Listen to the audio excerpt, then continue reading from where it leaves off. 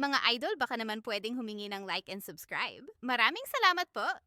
Mahigpit ang pagkakatitig ni Han Jingyang habang mariin niyang sinasabi na ang pagtakas niya mula sa Hihuan Sect ay hindi lamang nag-iisang pagkakataon, at malinaw niyang inamin na ang isa pa niyang naging pagkakataon ay si Bai Qingling mismo.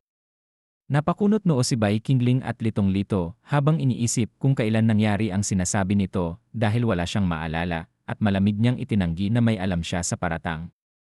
Ngunit sa mismong sandaling iyon, bigla niyang naramdaman ang kamay ni Han Jingyang na dumampi sa kanya, kasabay ng matigas at walang pag-aalinlangang pananalita na kung sa tingin nito ay may nagawa siyang mali, problema na iyon ni Han Jingyang. Sa gitna ng tensyon at galit, biglang hinila ni Han Jingyang si Bai Qingling palapit at hinalikan siya ng sapilitan, dahilan para mabigla at manlaki ang mga mata nito.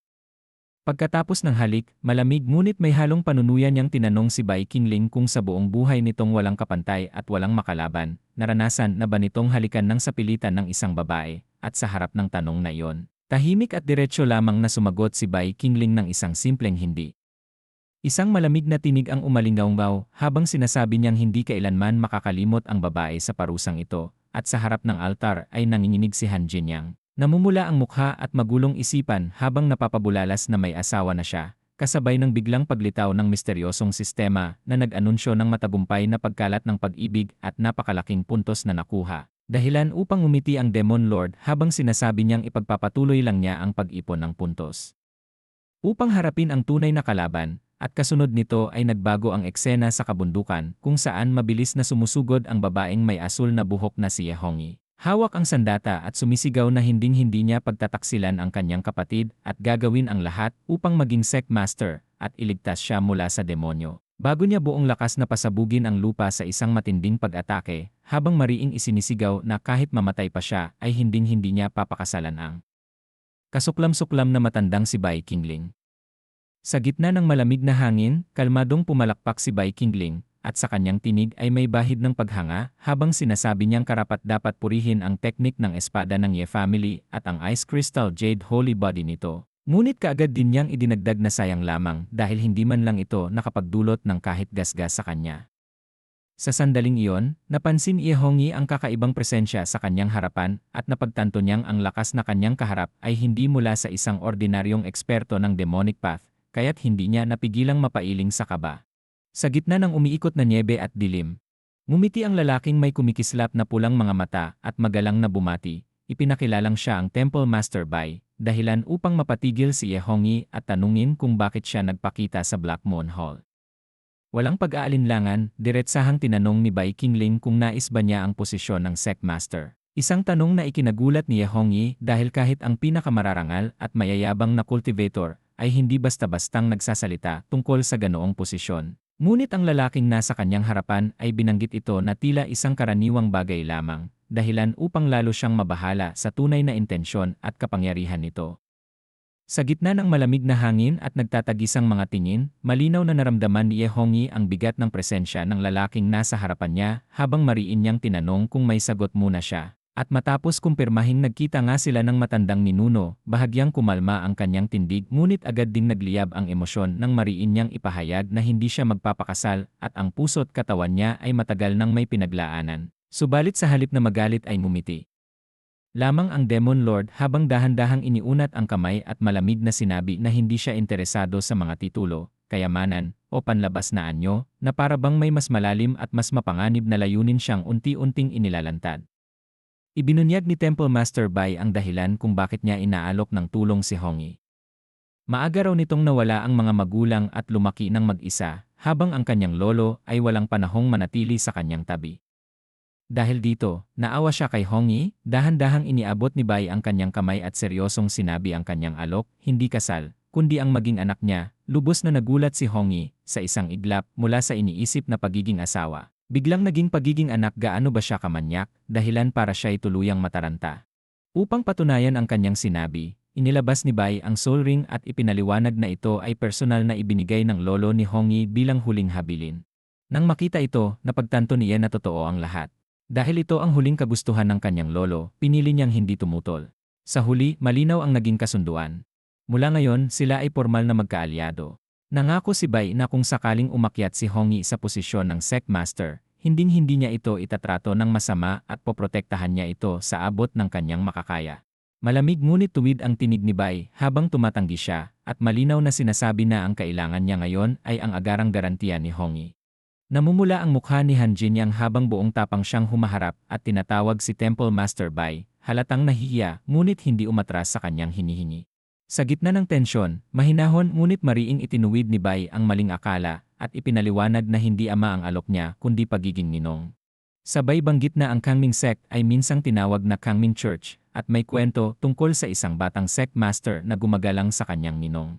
Bahagyang nagdilim ang kanyang mga mata habang may kumpiyansang pangakong binitiwan na balang araw ay magiging sect master si Han Jinyang habang siya ang magiging ninong at magkasama nilang ibabangon ang Kangming sect sa dating kaluwalhatian. Dahilan upang mapatigil si Han Jinyang sa paghinga at mapaisip sa bigat ng alok at sa kapalarang inilalatag sa harap niya. Habang malamig ang ihip ng hangin, tahimik na nagmasid si Demon Lord Bai Qingling at sa kanyang isip ay napagtanto niyang dumating na si Xiao Chen, eksakto gaya ng nangyari sa orihinal na laro. At mabuti na lamang ay nauna na siya bago pa man ito tuluyang makapagsimula ng ibang landas. Sa harap niya, nagtanong si Su Hongyi kung si Xiao Chen ba ang lalaking basta na lamang sumugod sa main forum at lumikha ng kaguluhan, at mahinahong sinagot ni Bai Qingling na walang masama kung makipagkita sila rito. Nabigla si Su Hongyi sa kanyang narinig, lalo na nang ipaliwanag ni Bai Qingling na ang kanilang bagong ugnayan ay wala pang formal na saksi, at dahil nakapagpasya na siya, handa niyang panindigan ang desisyong iyon hanggang sa huli. Lumipat ang tanawin sa Black Moon Hall ng Kangming sect, kung saan tahimik na naglalakad ang dalawang disipulo sa harap ng bulwagan, bago tuluyang lumantad ang isang binatang may kumpiyansang ngiti, malinaw na kinilala bilang si Xiao Chen. Habang tinatawag niya si Hallmaster Ye, agad niyang nakilala si Demon Lord Bai Qingling at may halong gulat at pangamba niyang tinanong kung bakit ito naroon. Sa halip na umatras, mahinahong umiti si Bai Qingling at ipinakilala si Su Hongyi bilang ang nakatatandang disipulo ni Temple Master Hua, sabay banggit na nagkataon lamang ang kanilang pagkikita. Habang nakalapit si Bai Qingling kay Su Hongyi at inilagay ang kamay sa kanyang baywang, sinabi niyang siya ay may maayos at pribadong pag-uusap kay Hallmaster Ye na para sa kanila ay isang normal na kilos dahil sa kanilang ugnayan.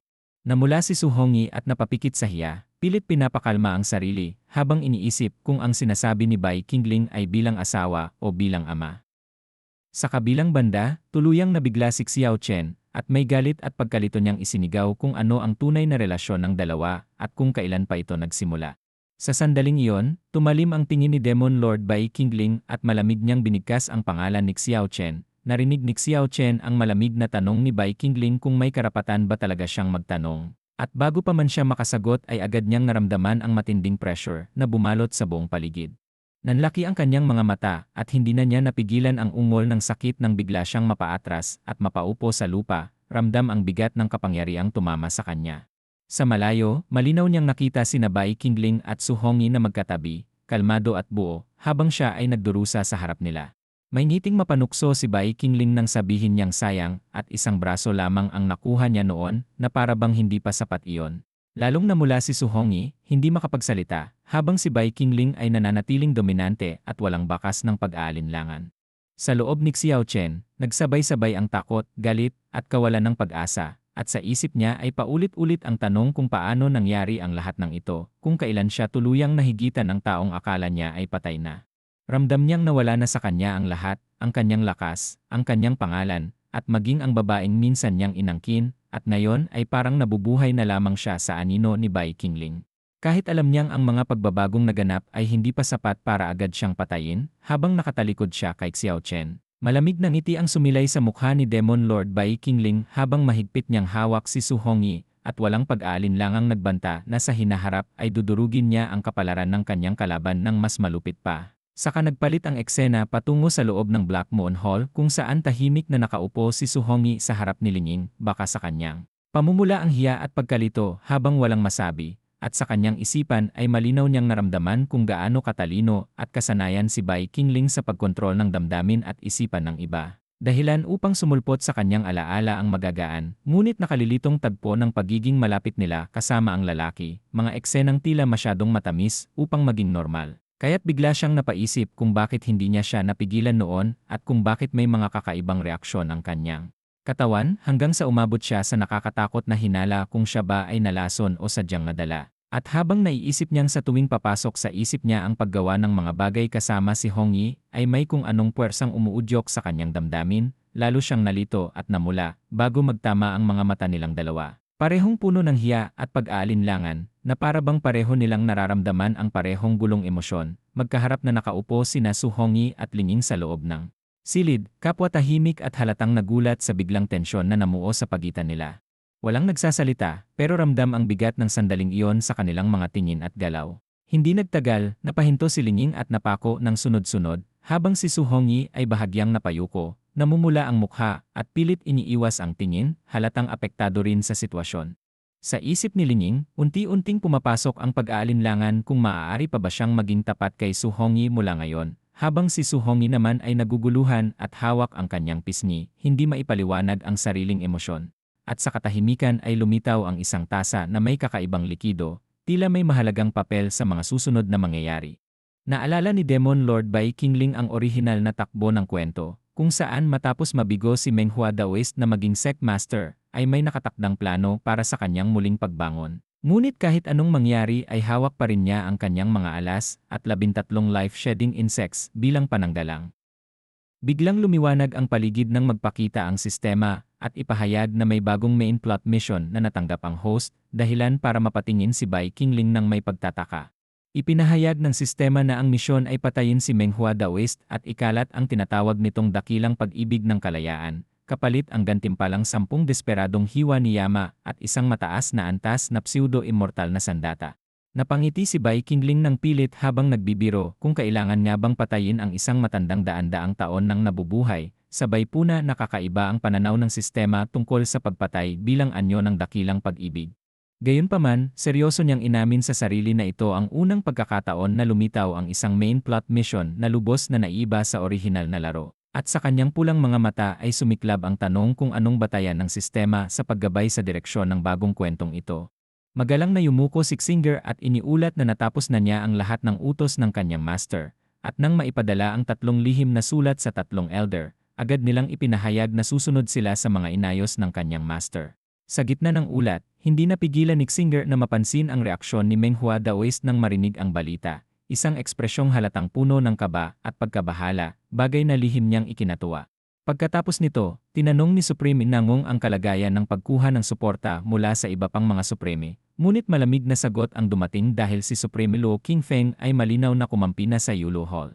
Dagdag pa rito, ang 3 elder na dating tumanggap ng mga benepisyo mula sa kanila ay bigla na lamang na nawala, dahilan upang maging alanganin ang sitwasyon. Maging ang mga elder mula sa Sect Affairs Office, Law Enforcement Office, at Beast Taming Office ay nagsimula ng magpakita ng hindi malinaw na paninindigan na nagbabadya ng mas malaking kaguluhan sa loob ng sekta. Sa loob ng bulwagan, tuluyang sumabog ang galit ni Menghua Daoist nang basagin niya ang sisidlan sa sahig. Galit na galit habang isinisigaw na ang mga taong tinulungan niya noon ay nagpakitang tao lamang at tinalikuran siya sa pinakakritikal na sandali.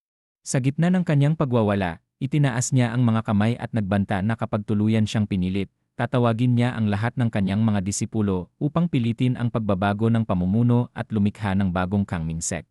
Agad siyang sinita ng isa sa mga nakatatanda at pinaalalahan ng magpakatino, ngunit lalo lamang siyang napangisi at tanong niya kung paano siya magiging makatuwiran kung may 4 pa rin namang Supreme Elders na sumusuporta sa kanya. Buong kumpiyansa niyang idineklara na nasa kanya ang kalamangan at ang upuan ng Sect Master ay tiyak na magiging kanya.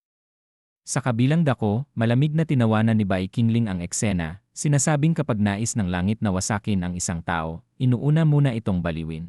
Sa kanyang paningin, ang 3 lihim na liham ay isa lamang maliit na bitag, at malinaw na nawalan na ng katinuan si Menghua Daoist dahil dito. Habang nakaupo si Bai Qingling sa kanyang trono na napapalibutan ng mga bungo, tinanong niya si Xinger kung hindi ba ito nagtataka sa nilalaman ng mga lihim na liham, isang tanong na puno ng kumpiyansa at panunuya, na lalong nagpapatunay na ang lahat ng nangyari ay bahagi lamang ng mas malalim niyang plano.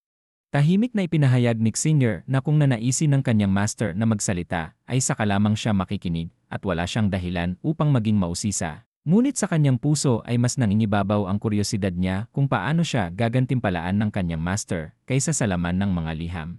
Sa isang iglap, napalapit siya nang hindi namamalayan at nabangga ang hawak ng kanyang master, dahilan upang tumalsik ang inumin at mabasag ang katahimikan.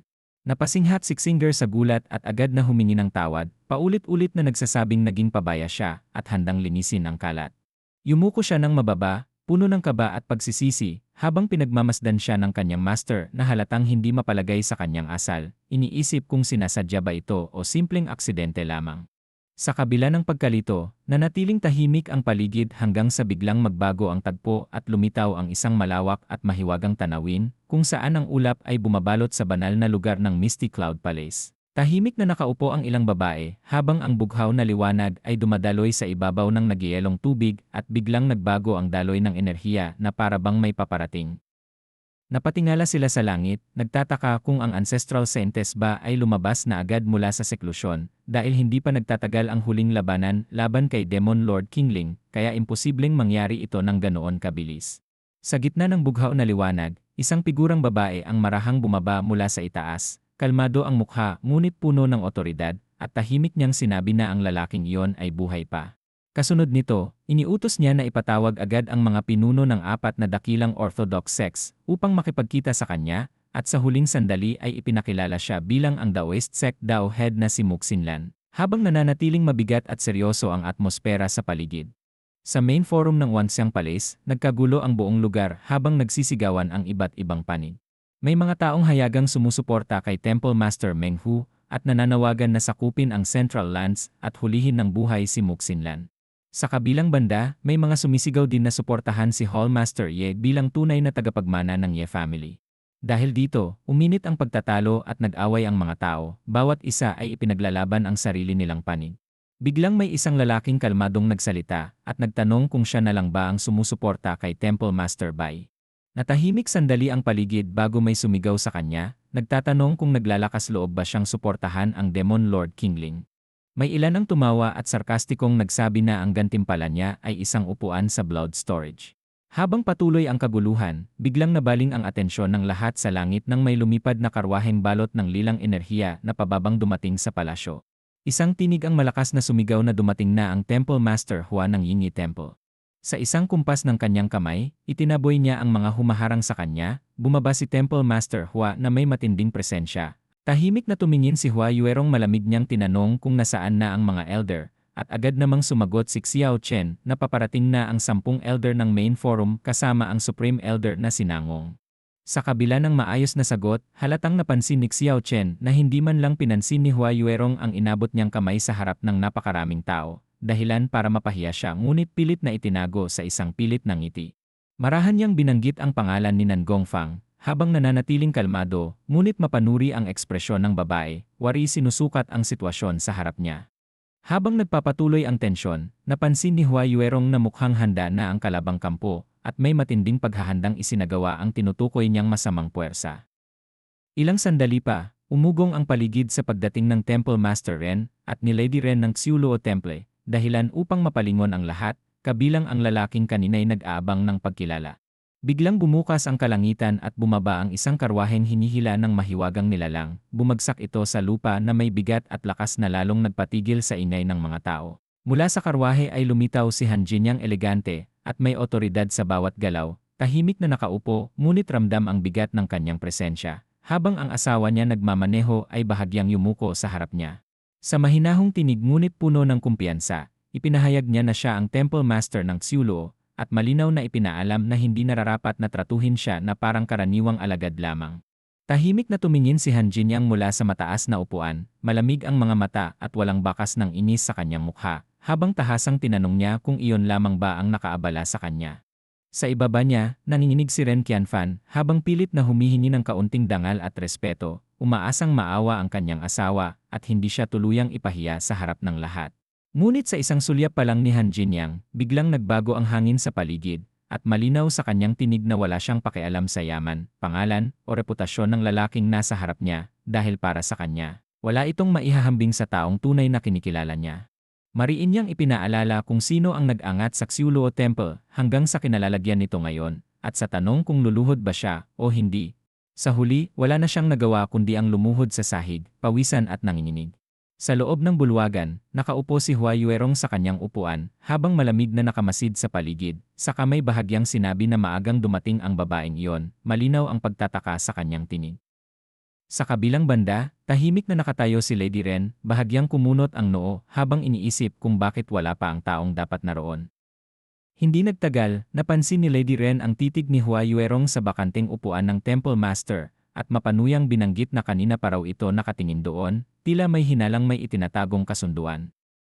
Agad namang malamig na tumugon si Hua Yuerong at sinabing hindi siya karapat-dapat makialam sa kanyang mga personal na usapin. Dahil dito, bahagyang nagulat si Lady Ren at tinanong kung ibig sabihin ba nito ay wala rin siyang kinalaman sa usapin ng lalaking iyon. Hanggang sa tuluyan nang humarap si Hua Yuerong sa kanya at mariing itanong kung ano ba talaga ang nais niyang ipahiwatig.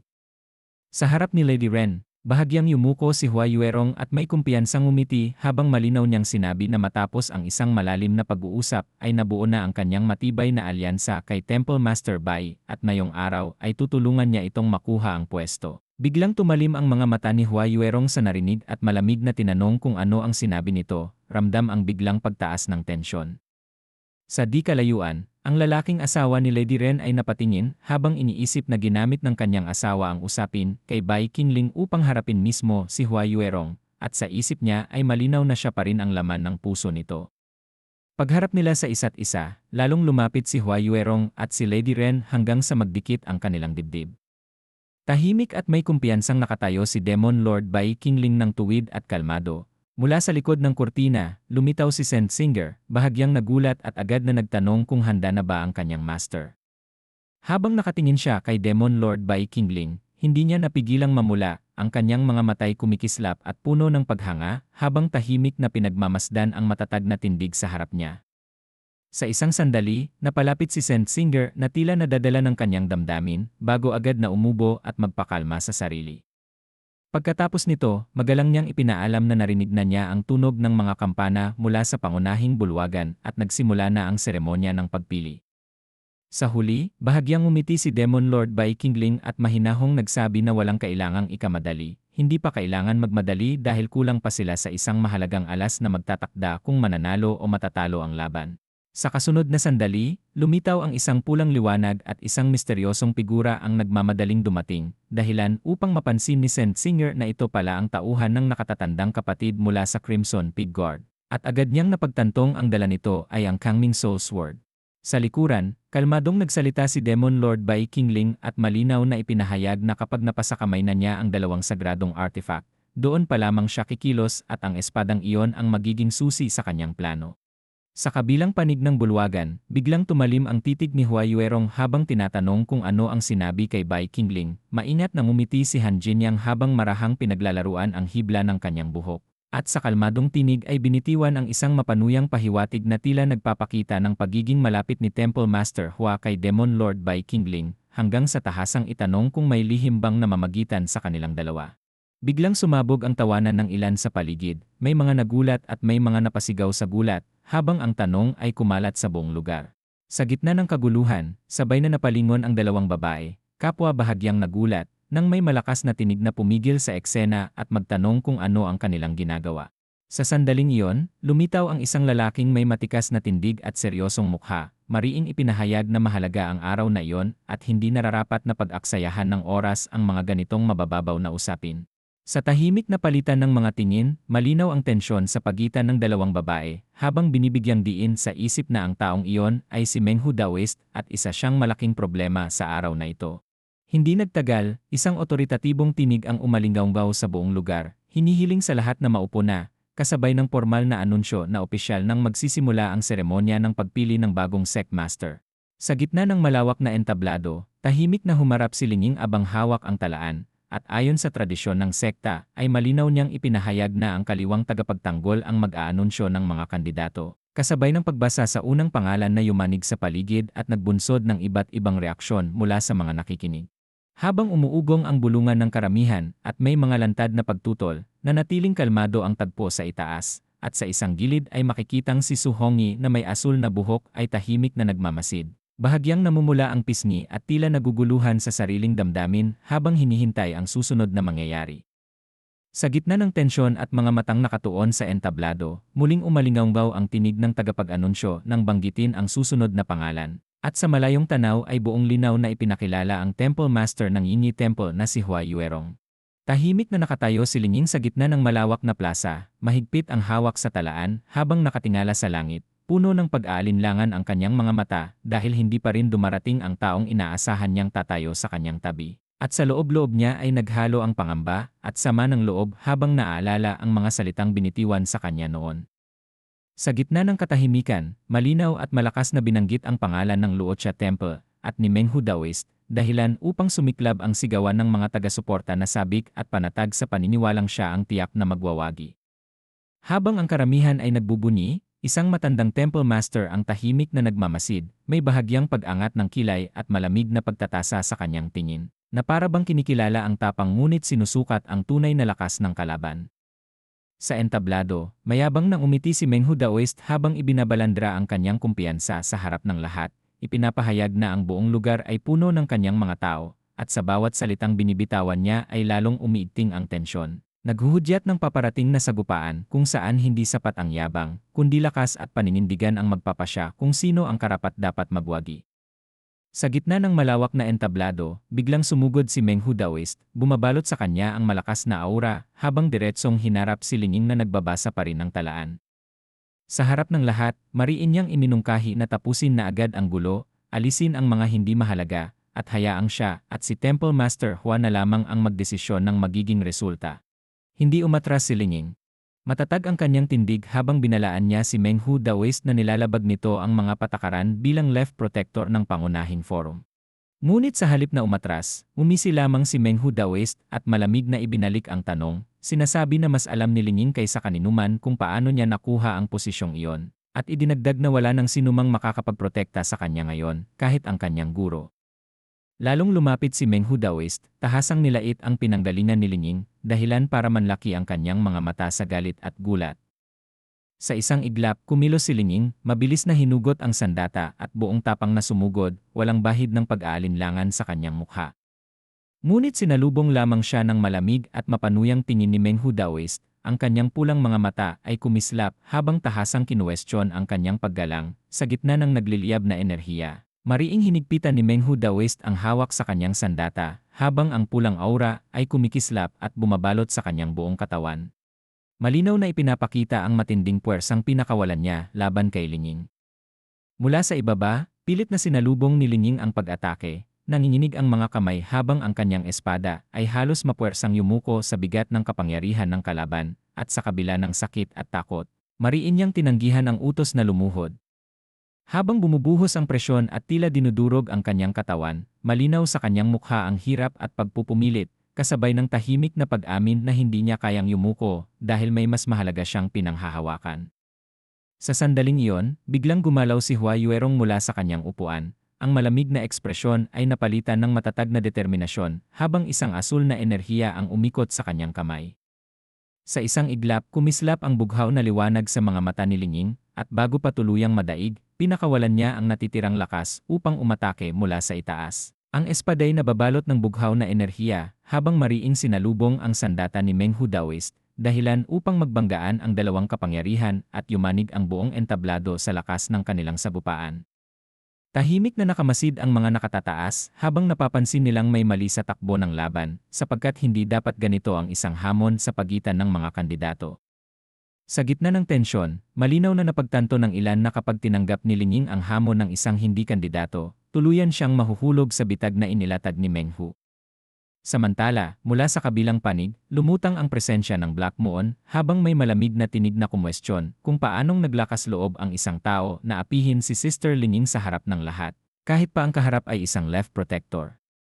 Sa sandaling iyon, isang figura ang dahan-dahang lumakad palabas, ang bawat hakbang ay may dalang mabigat na presyon, at malinaw na ipinahayag na mas mainam na hayaan ang isang lehitimong kandidato sa pagiging sect master ang humarap sa hamon. Tahimik na nakamasid ang mga nakatataas habang napapansin nilang may mali sa takbo ng laban, sapagkat hindi dapat ganito ang isang hamon sa pagitan ng mga kandidato. Sa gitna ng tensyon, malinaw na napagtanto ng ilan na kapag tinanggap ni Linging ang hamon ng isang hindi kandidato, tuluyan siyang mahuhulog sa bitag na inilatag ni Menghu. Sa mataas na upuan ng mga nakatatanda, kalmado ang dalawang pinuno habang pinagmamasdan ang nangyayari, at para sa kanila, ang ganitong uri ng tunggalian ay akma mismo sa estilo ng demonic sect. Sapagkat ang isang Sec Master ay kailangang magpakita ng tunay na kakayahan. Sa gitna ng arena, napagtanto ni Hong Yi habang nakatayo sa harap ng dalawang kalaban ang bigat ng kanyang desisyon, dahil kahit matalo niya ang isa, siguradong may iba pang susulpot na kakampi ni Meng Hu Daoist. Mula sa harapan, hinamon siya ng isang Hall Master at ipinaalala na wala sa kanyang panig ang suporta, at kahit pa umasa siya sa pagdating ni Bai Qingling, wala itong silbi. Sa pagputok ng mapanganib na lilang aura, buong yabang na ipinahayag na si Meng Hu Daoist ay nagawang paghusayin ang Great Compassion Soul-Stealing Technique. Sa harap ng lahat, malinaw ang panlalait habang walang takot na binababa ang pangalan ni Bai Qingling, sinasabing matagal na raw itong wasak at hindi na kayang magpakita sa harap ng sect dahil sa nangyari noon. Kasabay nito, may malakas na halakhak habang tinutuligsa si Bai Qingling bilang isang kahihiyan na mas bagay na raw manatiling talunan kaysa magpakitang muli sa silangan. Isang presensyang malamig at mabigat ang dumating, at sa isang kisap mata, may isang katawan ang tinangay palayo ng bughaw na enerhiya, bumagsak sa sahig na parang basahang itinapon. Napatigil ang lahat habang ang mayabang ng ngiti ay napalitan ng pagtataka. Isang mabigat na hakbang ang umalingaw-ngaw sa plaza, habang may lumalapit na figura, at sa bawat hakbang nito ay ramdam ang otoridad. Malinaw ang tinig na nagsabing hindi basta-basta maaaring magdesisyon kung sino ang karapat-dapat maging sect master. Sa harap ng naguguluhang karamihan, may mga disipulong nagsimulang magsalita, lantad ang kanilang paninindigan habang hayagang sinusuportahan ang isang pangalan para humalili sa posisyon. Tinanong ni Xinger kung sino ang pumapayag at sino ang tumututol, habang mabigat ang presensyang bumabalot sa lugar, at sa gitna ng katahimikan ay inanunsyo na dumating na ang Yuluo Temple Master para sa seremonya. Dahilan upang mapatingin ang lahat sa entablado. Sa kanya mariing ipinahayag na muling sisimulan ang selection ceremony, at magalang na hiniling ni Xinger sa master na umakyat sa entablado, habang tahimik na pinagmamasdan ng mga tao ang bawat hakbang nito, hanggang sa mapabulong ang babae na sa huli ay dumating pa rin siya, at sa gitna ng maitim na usok ay tuluyang lumitaw ang figura na malinaw na kinilala bilang Demon Lord Qingling. Dahilan upang mapansin niya ang kakaibang aura at mapagtantong si Xinger ay nabewitch na at ang senior sister ay nakagapos ng masamang rune, kaya mahigpit niyang pinigilan ang sarili at nagpa siyang hindi na muling magpapadala sa impluensya nito. Sa gitna ng malawak na liwasan, baka sa mukha ni Su Hongyi ang matinding pagkagulat habang nanginginig ang kanyang tinig nang makita niya ang lalaking matagal na niyang iniisip na hindi na muling lilitaw. Malinaw niyang binigkas na naroon na si Temple Master Bai. Tahimik na tumingin si Demon Lord Bai Qingling at bahagyang ngumiti habang mahinahong pinuri si Hallmaster Ye, sinasabing maayos ang kanyang ginawa at ipinaubaya na sa kanya ang natitira. Sa likuran nila, hindi maitago ni Lingyin ang biglang pag-igting ng kanyang damdamin, marahang binigkas ang salitang Master habang mahigpit na nakakuyom ang kanyang kamao, halatang pinipigilan ang sariling emosyon. Mula sa mataas na pwesto, malamig na nagsalita si Demon Lord Bai Qingling at ipinaalala kay Lingyin na nakita niya ang lahat ng nangyari kanina, dahilan upang lalong magulo ang isip nito. At sa pagsiklab ng pulang liwanag sa kanyang mga mata, malamig ang titig habang malinaw niyang ipinaparamdam na ang mga alagad ng Yuluo Temple ay hindi dapat hamakin ni Numan. Sa harap niya, natigilan ang Meng Hu Daoist, walang masabi habang ramdam ang bigat ng presensya ng Demon Lord. Sa sandaling iyon, biglang lumitaw ang mensahe ng sistema, ipinapahayag ang isang matagumpay na kritikal na sandali at ang malaking gantimpalang kaakibat nito. Mabilis na umakyat ang puntos, malinaw na ipinapakita ng sistema ang resulta ng naganap. Bago umalis sa blood storage, nagbago ang eksena at makikitang kalmado si Bai Qingling habang sinusuri ang talaan ng mga gantimpala. Tahimik niyang pinag-iisipan ang mga item na maaaring gamitin, alam niyang hindi madali ang susunod na hakbang. Sa harap ng listahan ng mga gift pack at naipong puntos, malinaw sa kanyang isipan na upang tuluyang matapos ang misyon ng pagpatay sa kanyang kalaban, kakailanganin pa niyang gumamit ng ilang mahahalagang kagamitan. Biglang nagpakita ang sistema at naglabas ng isang rekomendasyon. Isang poisonous insect gift pack na may diskwento ang inalok, sapat na ang 4,000 puntos kapalit ng 3 uri ng makamandag na insekto na may mataas na praktikal na gamit. Napangiti si Su Hongyi dahil sakto ito sa plano niya, lalo na't dati na siyang nagsanay ng insect techniques gamit ang katawan ng kapatid ni Xiao Chen. Walang pag-aalinlangan, pinili niya ang gift pack at agad na nagbukas ang sistema. Lumabas ang unang insekto mula sa sistema, ang sharpness-bearing mantis. Isa itong pambihirang nilalang na kayang mag-imbak ng hiwang mas mababa sa Divine Transformation Realm at tahimik itong mailalabas sa harap mismo ng kalaban. Ito rin ang insekto na pumatay kay Luo Fenghuo sa isang galaw lamang kanina, isang teknik na para sa iba ay mukhang eksklusibo lamang sa mga eksperto ng Divine Transformation Realm pataas. Tahimik na pinagmasdan ni Bai Qingling ang pulang liwanag sa kanyang mga mata habang nagiging malinaw ang plano sa kanyang isipan. Kailangan niyang tiyakin na maniwala ang lahat na nakabalik na siya sa rurok ng Divine Transformation Realm. Habang dahan-dahang gumagalaw ang lilang enerhiya sa kanyang kamay bilang hudyat na nagsisimula pa lamang ang tunay na plano niya. Ipinakita ni Demon Lord Bai Qingling ang ikalawang insekto mula sa System Gift Pack, ang Thunder Phantom Cicada, habang kumikislap ang kidlat sa kanyang palad. Sa paglabas nito, biglang bumigat ang presensya sa paligid at napatingin ang lahat sa direksyon niya. May mga nakasaksi na hindi makapaniwala dahil kahit noon ay hindi pa nila nakita si Bai Qingling na gumamit ng ganitong uri ng kapangyarihan. Nanatili siyang kalmado at malamig ang tingin habang malinaw na ipinaparamdam na wala siyang balak mag-aksaya ng oras. Inutusan niya ang mga ordinaryong miyembro na umatras at iniwang nakatayo lamang ang mga mataas ang ranggo. Sa gitna ng tensyon, isang galit na tinig ang biglang umalingaw mula sa ibaba, nagtatanong kung sino ang nag-utos na sirain ang kanyang minamahal na Chori. Maingat na nagsalita si Bai Qingling at pinaalalahanan ang kausap na walang sinuman ang pwedeng mang-api sa kanyang nakababatang kapatid. Ngunit malamig na tumugon ang babaeng nasa harapan niya at sinabi na ang tinutukoy na junior sister ay matagal nang patay. Sa harap niya ay lumantad ang veiled holy nun na si Hua Yuerong, tahimik ngunit puno ng otoridad. Sa maikling sandaling iyon, umiti si Hua Yuerong at nagpahayag na sumasang-ayon siya sa mungkahi ni Temple Master Bai. Sa harap ng lahat, malinaw ang kanyang desisyon, uurong na siya mula sa halalan ng Sect Master, dahilan upang lalong tumahimik at mabigla ang buong lugar. Tahimik na pinagmamasdan ni Han Jinyang ang laban habang malamig ang tingin niya, halatang interesado sa kung anong kayang ilabas ng dalawang magkalaban.